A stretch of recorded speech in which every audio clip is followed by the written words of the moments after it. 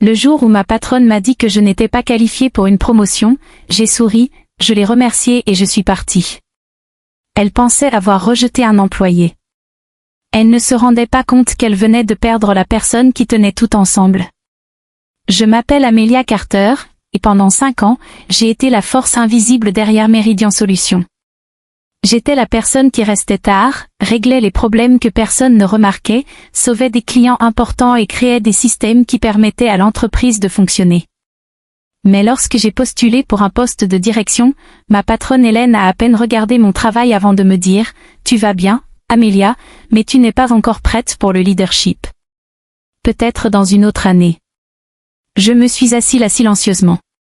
5 ans de dévouement réduits à une phrase. Je voulais lui rappeler les millions de personnes que j'ai aidées à protéger, les week-ends que j'ai sacrifiés et les problèmes que j'ai résolus avant qu'ils ne deviennent des catastrophes. Mais au lieu de cela, j'ai souri. Merci pour vos commentaires. Puis je suis sortie. Et dans ce parking, j'ai pris une décision. J'arrêterai de faire le travail que personne n'appréciait. Le lendemain matin, je suis arrivée exactement à 9 h au lieu de 7h30. J'ai arrêté de préparer des rapports pour Hélène. J'ai arrêté de régler des problèmes qui appartenaient à d'autres départements. J'ai simplement fait le travail pour lequel j'étais réellement payée.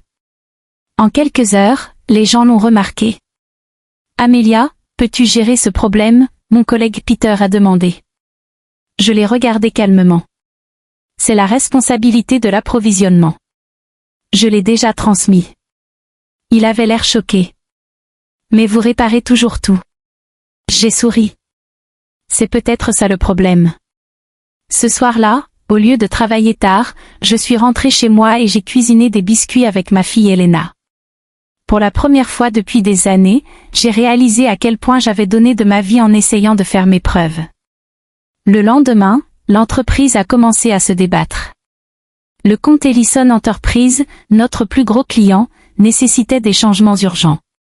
Hélène est venue à mon bureau frustrée. Où sont les documents de processus? Dans le lecteur partagé. Il y a des centaines de fichiers. Le guide complet s'appelle Ellison Enterprise Intégration Process Manual. Elle a ouvert le dossier et s'est figée. C'était plus de 200 pages. Un système que j'avais créé. Un système que personne n'a pris la peine d'apprendre. Pouvez-vous résoudre ce problème personnellement? Elle a demandé. J'ai une autre responsabilité aujourd'hui. Je peux aider demain. Son visage a changé. Cela ne peut pas attendre. J'ai calmement répondu, alors peut-être que l'entreprise aurait dû valoriser la personne qui l'a compris. Le lendemain matin, le bureau était le chaos.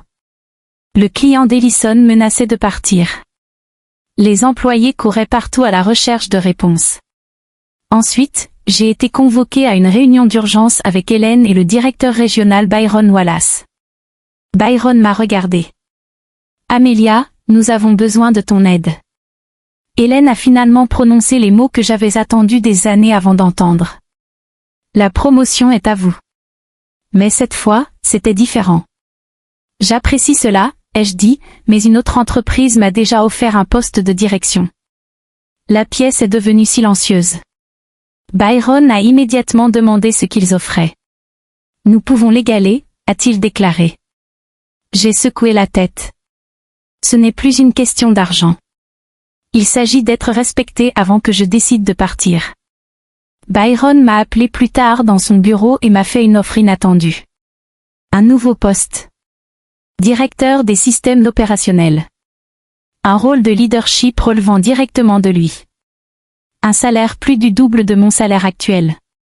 Mais j'avais une condition. Je veux avoir le pouvoir de constituer une équipe et de donner aux autres les opportunités que je n'ai jamais reçues. Byron sourit. C'est exactement pourquoi vous méritez ce poste. J'ai accepté. Pas parce que je voulais me venger. Parce que je voulais du changement. Des mois plus tard, l'entreprise était complètement différente. J'ai construit une équipe de personnes talentueuses qui avaient été négligées tout comme moi. Opération améliorée. Les employés ont grandi. Et même Hélène a admis la vérité. Je n'ai pas arrêté votre promotion parce que je pensais que vous ne pouviez pas diriger, a-t-elle dit calmement. J'ai arrêté parce que je ne pouvais pas me permettre de te perdre.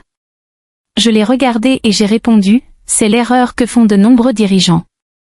Ils gardent les gens petits parce qu'ils en ont besoin au lieu de les aider à grandir. 6 mois plus tard, j'ai reçu un message de Byron.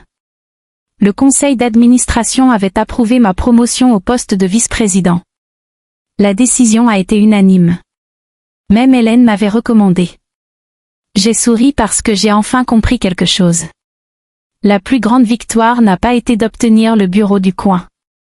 Cela prouvait que ma valeur existait même lorsque d'autres refusaient de la voir. Ne confondez jamais le fait d'être négligé avec le fait d'être indigne.